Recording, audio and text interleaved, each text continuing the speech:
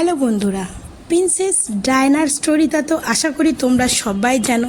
তো ওই প্রিন্সেস ডায়নার স্টোরির সঙ্গে আমাদের অপু বিশ্বাসের কিন্তু অনেকটাই মিল আছে।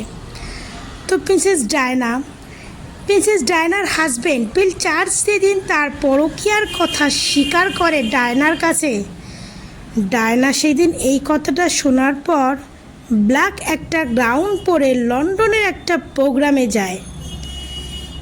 ডায়না সেদিন তার পার্সোনাল মেকআপ আর্টিস্টকে বলেছিলেন, আমাকে আজকে সব থেকে সুন্দর দেখতে লাগবে, যেন আমাকে দেখেই দুনিয়া বুঝতে পারে যে আমাকে আমার হাজব্যান্ড চুজ করেনি, এর জন্য আমি দায়ী না।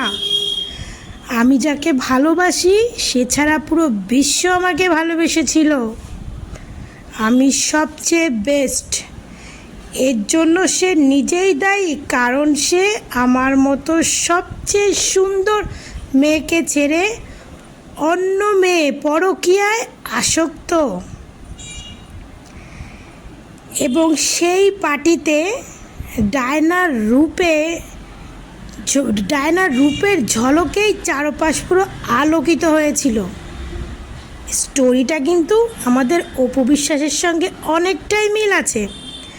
তো সাকিবের অবহেলায় অপু বিশ্বাস কিন্তু হেরে যায়নি, বরং সে যে বেস্ট পুরো দেশ দেখিয়ে দিল তার পাশে দাঁড়িয়ে।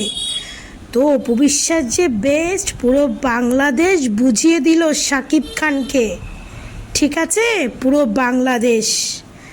তো ঢালিউড কুইন অপু বিশ্বাসের পাশে আমরা অপু ভক্তরা সবসময় আছি, ছিলাম, থাকবো।